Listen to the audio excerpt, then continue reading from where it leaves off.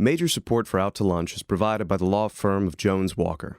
Established in 1937 with over 375 attorneys and offices throughout the U.S., providing a comprehensive range of services to a local, national, and international client base. JonesWalker.com. And by Business First Bank, with locations throughout the state, including 11 offices in the Baton Rouge area, providing personal and commercial banking, treasury management, and wealth solution services to help clients succeed.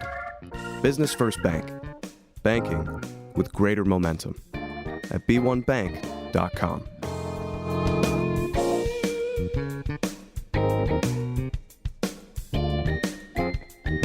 From Mansur's On the Boulevard, we're out to lunch with Stephanie Regal. Stephanie Regal is a broadcaster and editor of Baton Rouge Business Report. It's business, Baton Rouge style. Hi, I'm Stephanie Regal. Welcome to Out to Lunch. To be a great city, you have to have great performing arts organizations. And for nearly 70 years, the Baton Rouge Symphony Orchestra has been delighting audiences in the capital region with performances that rival those found in any major market in America. Joining us today to talk about the Baton Rouge Symphony and the challenges it faces in a changing world is the organization's executive director, Cary Byrd, who actually was a French horn player with the symphony here back in the 1990s. Since then, he has helped lead the LSU School of Music, the LSU College of Music and Dramatic Arts, the Houston Grand Opera, and DeCamera of Houston. Cary, we're glad to have you back in Baton Rouge and glad to have you here with us today on Out to Lunch. Oh, thanks so much. It's a pleasure to be here. One of the other pillars of the performing arts community in Baton Rouge is the Baton Rouge Ballet Theater. Founded in 1960, the company has built a solid reputation of excellence through grassroots efforts and exceptional leadership. Over the years, the Baton Rouge Ballet has nurtured hundreds of award-winning local dancers and choreographers while also bringing world-class professional dancers to the Baton Rouge stage. Joining us from Baton Rouge Ballet Theater is Christy Benoit, Director of Development and Communications. Christy, welcome to Out to Lunch. Thank you so much for having me.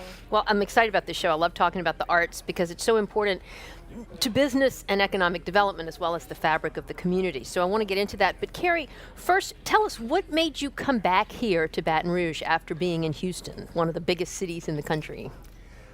I really loved my time in Houston, and it was very exciting to work with, one of the nation's leading arts organizations, Houston Grand Opera, and international for that matter. But Baton Rouge just felt like home for me. I say that I came home, and everyone said, I didn't know you were from Baton Rouge. And I say, well, technically I'm from South Carolina, but Baton Rouge just feels like home for me. And you've been here since, obviously you were in college here? I came and did my master's degree here in 98, and then stayed here through 2005. How very different is it playing with the symphony versus running the symphony? Well, it's much more fun to play with the symphony. I will also say that, to preface that, I think our orchestra has grown immensely since I was last here. And they sound infinitely better than when I was here, and that's sort of a slam on myself, but they have really continued to grow year after year, and it's a wonderful chance to be here. I think the biggest challenge from being a performer and being on the dark side as the administration is the fact that it's not quite as fun. I mean, you have to look at things with a little bit more of a level hand. It might sound fantastic to do Project XYZ, but if you can't viably pay for it, then you're not really doing anyone a favor. Not the musicians, not the community who we truly serve, and certainly not our patrons and donors.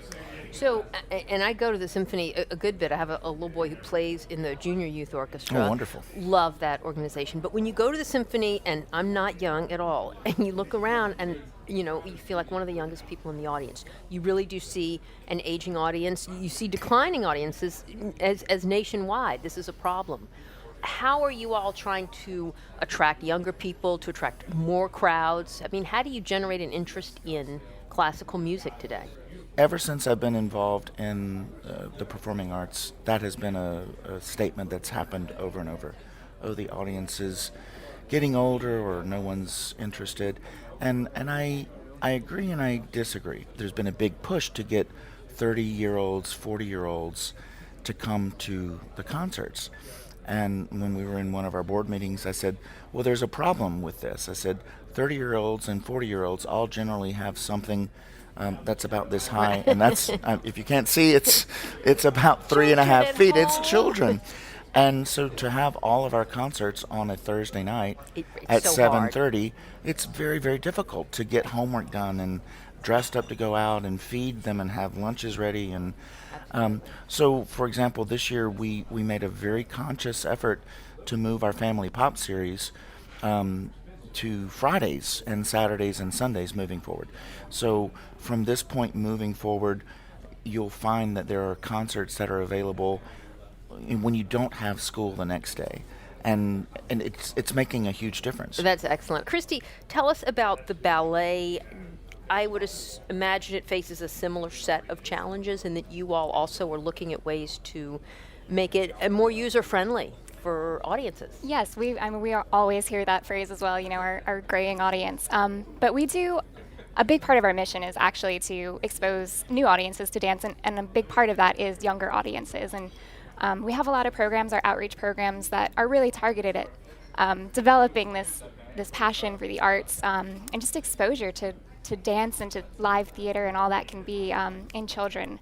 We do have our Nutcracker School Day, where we bring students into the theater, but we also have programs where we take dancers into the schools, and they do lecture demonstrations, and they do performances, and they talk about nutrition and healthy eating and exercise. So I think in a lot of different ways we try to kind of cultivate that appreciation with younger audiences, in hopes that, as they grow older, they will appreciate the ballet and the orchestra and want to come see those things. And I, because so many young girls and little girls take ballet, as an extracurricular activity, I guess that sort of gives you sort of a built-in pipeline, or a built-in audience to an extent. It does, yeah. Most of our dancers are in high school and college, and then we have a lot of dancers that are working full-time also. So yeah, they start really young, taking classes, and they do kind of grow up with the ballet, and that's another big part of our audience is the people that have really generation through generation, they've gone to classes with the ballet, they send their daughters and their sons there. So yeah, that is another way we really try to reach our audience. How many performances do you all do a season?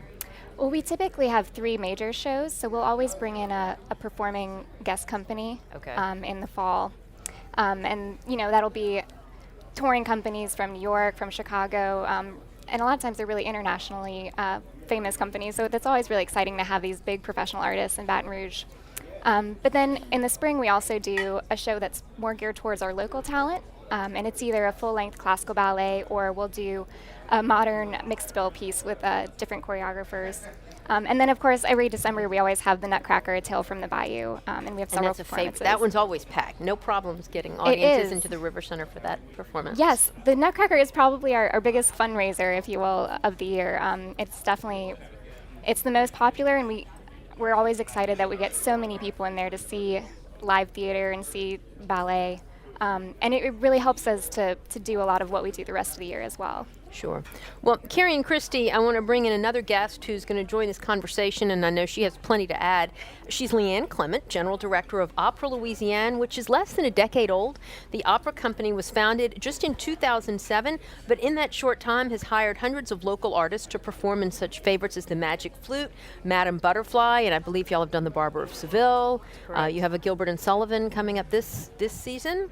Opera Louisiane has a heavy focus on education, and I think y'all are bringing a lot to the table here in the arts community. Welcome, Leanne. Thank you so much Tell for us having about me. it. You were the brains behind Opera Louisiane. Well, the initial when Opera Louisiane started, it was started by Robert Grayson and Amanda Vincent. I have to give them credit for really getting the company started, and we had a lot of support from the mayor and the city council and some of the major funding organizations in the community, like the Pennington Foundation and the Baton Rouge Area Foundation. There was a lot of support to get Opera Louisiane started, but it was started with a real education focus, and so we established this Young People's Opera program that provides free opera for students, about 3,000 students every year. And this past year we actually met well, we reached the goal of 25,000 kids have seen opera totally free of charge since we started.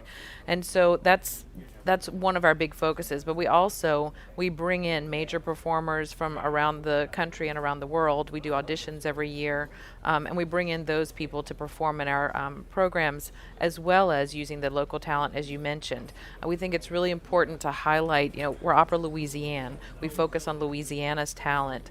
We use people from LSU, but also there are lots of opera singers who just live right here in Baton Rouge. You might not realize it, but your neighbor might be an opera singer. You just don't know. So we try to use as much local talent as possible. How much do you all collaborate? How much do your three organizations work together? Can I start? Sure. I'll just say that Opera Louisiane uses a lot of the players from the symphony. As far as hiring the symphony as a whole, we haven't done that yet. It's something that I can hint at that Cary and I are kind of in the talks about, because it's definitely something that we want to happen in the future. I've also met with Molly Buckman in the past with the ballet about how can we work together, because of course opera, I'm partial, but it involves all three. Yeah. Many operas have a ballet, and of course they need a symphony and an orchestra, and so it needs to happen. We're there on the verge, I think. Just as Cary said, money is at a premium, and so we have to find ways to work together that will allow us to do all the great things we can with one another. Fundraising is so hard for all nonprofit organizations, and I know especially for the arts organizations. How are you all going about meeting those challenges? What types of fundraising efforts do you all have underway? I think our biggest strategy is really not putting all your eggs in one basket. Funding is never guaranteed any year. We start fresh every year at the beginning of the season, raising money to do what we do all year long. So I think it really is about a balance of, getting grants, getting corporate sponsorships, individual memberships, and then our fundraising activities as well. And we do have we do have a couple fundraisers each year. We have a fundraising raffle. We have our Nutcracker Tea as a fundraiser for the ballet. We have Dancing in the Streets in the springtime over at Perkins Row, and that helps raise money as well. So it's a lot of small fundraisers that kind of come together to make a bigger whole. What about the symphony, Cary? We are very fortunate in that we are just finishing up $1 million challenge. Really? Correct.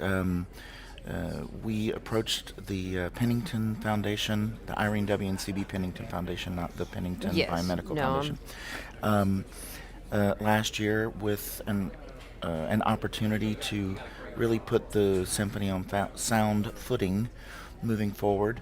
And we've been reaching out to our community and asking longtime donors to renew and pledge their support for the multiple years out, and then ask them to, in addition to that, make a special gift or pledge above that would also go for 3 years, and in a couple cases 4. And it's just made a huge difference. We've ultimately come up with, we're very close. If anyone has like $10,000, feel free to call. But these types of activities where you can show that there's a goal and an ultimate business model, it just makes a huge difference. So when you say sound financial footing, what number do you need to get to and to be long-term sustainable? I think the major, for all of y'all, we'll start with the symphony. I think the major problem for all arts organizations, and I was laughing when you said we start at zero every year, because it's true. To have a long-term plan where you know that generous supporters like Leanne, for example, are supporting us at a sustained level for multiple years, allows us to spend more time just thanking Leanne and additional time to go out and find new sources of revenue or support or grants or corporate sponsorships, and it makes a huge difference. So that's our big financial plan right now, is how we can look to the future and say, we know we have this much secure, and we can add a little on, and we know we can bring in special guest artists X, Y, or Z for an extra, $10,000. Do any arts organizations sell naming rights? I know that may sound crazy, but I mean, I know today everything is on the table when you're talking about raising money. We want people to know who our individual donors are, because those are the people who really sustain us over time. And so every chance I get, I try to put people's names and programs on our email blasts. But, if someone wants to underwrite our next production and say it's $50,000 and they want to give me, over half of that money, yes, I'm going to put their name on it and say, this production is presented by X, Y, and Z and, and Opera Louisiane. Because, of course, we need our name out there too, but yes, we want to give people credit for what they're doing, and there are so many businesses and individuals who are so very supportive of the arts in Baton Rouge. But I think Cary touched on another really important thing, is that it's just getting other people to know that we even exist. Yes. I mean, for the symphony and for the ballet, They have a much greater name recognition. yes, they've been here for so long. Right. The opera, we're going to celebrate our 10th anniversary. As you mentioned, we're not even a decade old yet. And we still have people who I meet on the street and they're like, opera, what is that? We have an opera company here? Yes, we do. I want to shout it from the rooftops, but it's hard. It's hard to get that name recognition. And I also want to pick up on one tiny little bit that Leanne was mentioning.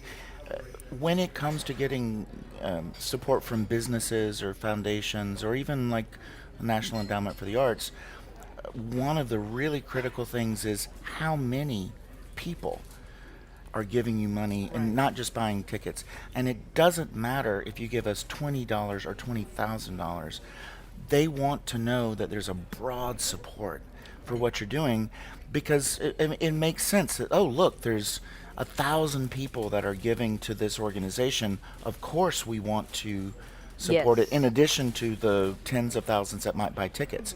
So I think that's a really interesting point that a lot of people, I think, feel like, oh, well, my $5 or $10 is not going to make a difference. It absolutely does. I totally agree that those $50,000 donors are very nice, but $100, $200, $50 donors, I mean, Right. it makes such a difference in what you can do when they all add up. And I mean, even just with $50, there's office supplies that we're a Absolutely. business. Right. We Sure. function like a business does, and there's things that we do need to pay for. And when we're read by granting sources like the National Endowment for the Arts, they really say how many people in your community want this. If you want us to give you a big chunk of money, Right. does your community want it? And it's such a powerful, when you give, it's really powerful and it's fun. No doubt. Well, y'all, we're going to take a little break for just a minute and do what we call the checklist. It's that part of the show where we ask you each a quick question that you probably wouldn't find on a loan application. So, Christy, I'll start with you. What is your trick for staying positive? Well, I think working in the nonprofit world, one of the things that keeps me really positive is just this spirit of generosity that I'm surrounded by every day. I get to work with philanthropic people, with generous corporations and individuals, but also our volunteers. I mean, we have just an incredible base of volunteers that we really couldn't make our season happen without. So I think I just think of those people and really that generosity when I need to stay positive. And I think you're a positive person to begin with. Leanne, tell me, is there anything that would make you consider leaving Baton Rouge? Oh, well, that's really an interesting question, because I actually recently moved to Lake Charles. So you don't live here anymore? So I don't live here, although I'm here about 2 weeks out of the month. And Wow. so What made you go to Lake Charles? Well, my husband's job moved us there, and he's his job is what allows me to do my job, because of course in the nonprofit, I would say none of us probably make what's equivalent to what we would do in the for-profit world, but it's amazing. My board has really come together to support me in that, and I've seen a huge growth in our community. But I will say, I can't wait to come back to Baton Rouge. I really miss it. I miss being able to go to the symphony. I miss going to the ballet, and not that Lake Charles is not wonderful, because it is. There are many wonderful things there, but otherwise, I really love Baton Rouge. I moved here from Virginia in 2003, and there's so many things about it. I've seen the city grow so much, and I've become just a real Baton Rougean at heart. So, What do you, just to piggyback on something that you said, I mean, could Opera Louisiane spread to the rest of Louisiana? I mean, is that a goal eventually? that is absolutely a goal. I have really big dreams for Opera Louisiane, and one of them is to take our educational programs to some of the other parts of Louisiana. Because pack up those shows, pack up the orchestra, and go to other performing venues where people don't otherwise get to see opera. Opera's been in the state since 1796. So there's a long history here, and Yeah. we need to celebrate that, and it's part of our name. Like I said, it's Opera Louisiane. We want to spread it, and so I'm already looking at ways that we can perform in Lake Charles. Of course, since I'm there, I'm trying to make those connections. Excellent. So Excellent. definitely. Well, Cary, here's your checklist question. We didn't want to overlook you. How do you recharge your batteries? How do I recharge my batteries? Yeah. I like to do nothing better than open up a nice bottle of wine and cook That sounds delightful. and read a book. Put something in the oven, sit down, read a book, wait till it's done, and pour another glass when I eat. Excellent. Well, y'all, one of y'all mentioned board of directors a few minutes ago, and I wanted to ask y'all, I know the role of the board is so important, and making sure that you have the right people on your board, and I know dealing with boards can be very difficult. How have your relations been with your boards? I know you're not going to say anything negative here, but how important is the board and making sure that you have well-heeled, well-connected, thoughtful people on the board who are really going to give it the time it deserves? I think I would say I don't know that it's necessarily well-heeled, well-connected. I think what is really important is deeply engaged. And the other things generally happen. Interesting. The people that end up sort of rising to the top of the pool of people to be on the board are really passionate about what you're doing, and they bring lots of things to the table. Certainly there's a financial commitment that they give. They frequently give so much time and then do volunteer work like crazy. Plus there's the management, which is, technically I'm the management, but they need to know what's going on. I mean, we're all in management. But ultimately they need to be sort of watching because they are responsible and they're putting their names on the line. I think that, finding good board participation is something that happens magically. I don't know how else to describe it, but you'll be walking through and meeting people that have been coming for years in the audience, and you go, I don't know why I thought about this before, but let's ask so and so, and you bring it up to your governance committee, and it works. I want to just add to that, we're in a little bit of a different situation because we are kind of new. We've lost all of our old board members, meaning the ones who established the company. And so we've kind of got a new crop of board members in this past 4 or 5 years. And I have to say that I'm incredibly blessed to have the board that I have. And they are so diverse. When we first had a bunch of people who are very passionate about opera, and that really worked. Right. But what's working now also is to have people some are really passionate about opera. Some think that we just need to have an opera company in Baton Rouge because they believe just because, exactly. And then there are some who they just want something different to do with their lives. And so we have such a diverse board. I think that's the real key. And also the board leadership. We have a fantastic chair right now in Russ Chapman, and he's taken us to new heights. And so I have to give him some credit for that. Even though, yes, it's a lot of work for those of us in the office, but our board just really works well together. Great. Yeah, I think that really sums it up. It's the best thing a board member can be is engaged, and having a diverse board is really key. And I can sincerely say we have such a phenomenal board at the ballet. I mean, they are the definition of a working board. They don't just write a check and go on their way. They are there at every event, making things happen, coordinating volunteers. And I think, like the opera, not all of them are dancers. Not all of them have a dance background. Some of them are actually former dancers, but some of them, they had never been to a performance till they joined the board. But they are all really committed to this idea of engaging our community through the arts. I think that's the biggest point. Is I think a lot of them do what they do because they care about our community. Right. They want our community to thrive. Tell me, y'all, before we wrap up real quick, where do you see your organization in 3 to 5 years? Well, our Board of Trustees actually recently implemented a 5-year strategic plan, and we're well on our way to checking some things off of that list, but we are really investing a lot in growing our organization, both on the staff side, on our artistic side, really increasing our resources and just being able to reach a broader audience, increase the impact of all of our programs to a more regional level. What about the symphony, Cary? Well, intriguingly, we are in the process of doing another 5-year strategic plan, and without going into much detail on it, it looks like we pretty much accomplished a lot of the things in the last one.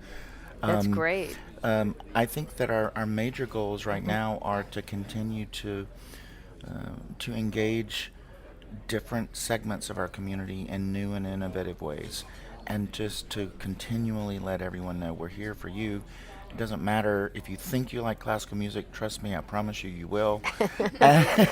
And just look for new ways to get everyone to appreciate the great thing that the Baton Rouge Symphony is, and the ballet and the opera too. Yeah.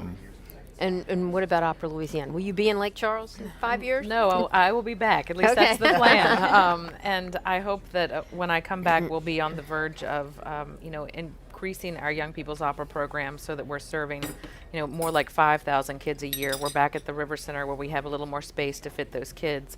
I think we're going to continue our diverse offerings. Each year we do about 4 programs, and we do them at different venues. The River Center, the Manship, the Old State Capitol, because those different venues work for us. So I see that continuing, but I think people are going to be, they're really going to understand that that's what works for us. And so we're going to have a group of people who come to see our Manship shows. We'll have people who come to see the Old State Capitol shows, and some that come to the River Center shows. And that's what I see. I see our program growing in that way. We have great leadership with Michael Borowitz as our artistic director, and he has some big visions for the future. So I look forward to implementing them. Well, great. Well, Leanne Clement, Christy Benoit, Cary Byrd, it's been a pleasure to visit with y'all today and to learn so much about your arts organizations and what they are doing here for Baton Rouge. So thank y'all for taking the time to join me today on Out to Lunch. Thank you for having us. My guests on Out to Lunch today have been Cary Byrd from the Baton Rouge Symphony, Christy Benoit from Baton Rouge Ballet Theater, and Leanne Clement from Opera Louisiane. You can find out more about the Baton Rouge Symphony, Baton Rouge Ballet Theater, and Opera Louisiane by following the links on our websites, wrkf.org and itsbatonrouge.la. Today's show was recorded live over lunch at Mansur's on the Boulevard in Baton Rouge. Mansur's is open for lunch daily from 11 to 2, for dinner nightly, and for brunch on Saturdays and Sundays. The producer of our show is Grant Morris. Our technical producer is Eric Merle. Our associate producer is Peter Raschuti. And our Baton Rouge business consultants are Charlie D'Agostino and Ann Edelman. You can see photos from this show on itsbatonrouge.la and on our Facebook page. These photos are taken by Ken Stewart. Mitch Foreman wrote and performs all the music on Out to Lunch. Mitch's new album, Puzzle, is out now. You can find out more about that at mitchellforeman.com. You can get this show as a podcast, you can listen to past shows, and you can keep up with us on all kinds of social media by going to our websites, itsbatonrouge.la and wrkf.org. Out to Lunch is a production of INO Broadcasting for itsbatonrouge.la and WRKF 89.3 FM. I'm Stephanie Riegel. Thanks for joining me. I look forward to meeting you again next week around the table here at Mansur's for more business Baton Rouge style on Out to Lunch. Major support for Out to Lunch is provided by the law firm of Jones Walker. Established in 1937 with over 375 attorneys and offices throughout the U.S., providing a comprehensive range of services to a local, national, and international client base. JonesWalker.com. And by Business First Bank, with locations throughout the state, including 11 offices in the Baton Rouge area, providing personal and commercial banking, treasury management, and wealth solution services to help clients succeed. Business First Bank. Banking with greater momentum. At b1bank.com.